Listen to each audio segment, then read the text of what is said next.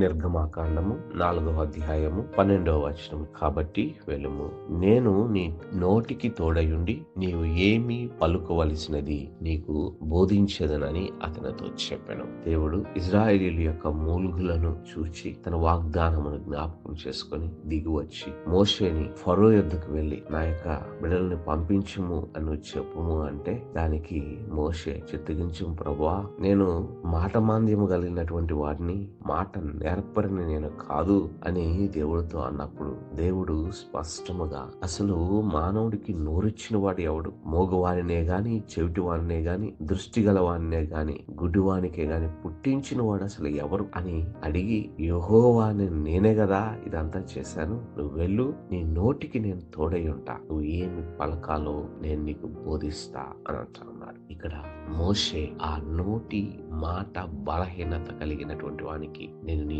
నోటికి తోడై ఉంటాను అని అంటా ఉన్నాడు. మనం ఒక పని దేవుడు మనకి ఇచ్చినప్పుడు, అయ్యా నాకు ఈ నేర్పరితనము లేదు అంటే దానికి నీ చేతికి నేను తోడై ఉంటాను. బెసలియేలుకు ఒక పని ఇచ్చాడు, మందిరమును చక్కని నకిషీ పనిగా దాన్ని చెక్కుట కొరకు. అయితే బెసలియేలు ఆయన చేతికి దేవుని యొక్క అభిషేకము తోడై ఉండి అద్భుతముగా మందిరమును చెక్కి కట్టేటటువంటి కృపనిచ్చినాడు.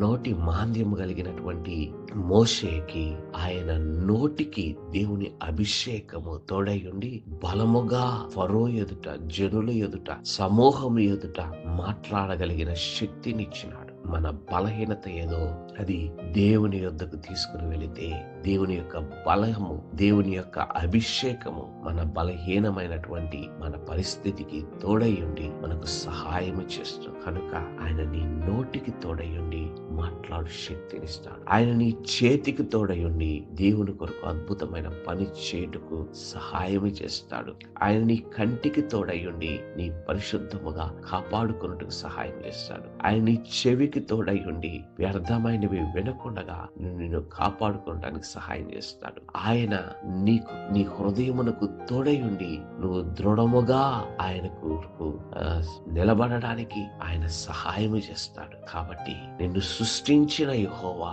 నీకు సహాయం చేయడానికి సిద్ధముగా ఉన్నాడు. కనుక ధైర్యముగా ఆయన పాదముల యొద్దకు వెళ్లి సహాయం వేడదాం. ఆయన మహిమ కొరకు బ్రతుకుదాం. ప్రార్థన చేసుకుందాం. పరిశుద్ధుడా, ప్రేమ కలిగిన మా దేవా, నీ పరిశుద్ధ నామమునకై వందనములు. ఇదిగో తండ్రి, ఈ సమయములో బలహీనులమైన మమ్ములను నీ ఆత్మ అభిషేకము చేత బలపరచండి ప్రభువా. కృపనిమ్మని నీ అధికారమునకు మమ్మల్ని అప్పగించుకొనొచ్చు యేసు నామమున వేడి ప్రార్థన చేయుచున్నాం తండ్రి. ఆమేన్.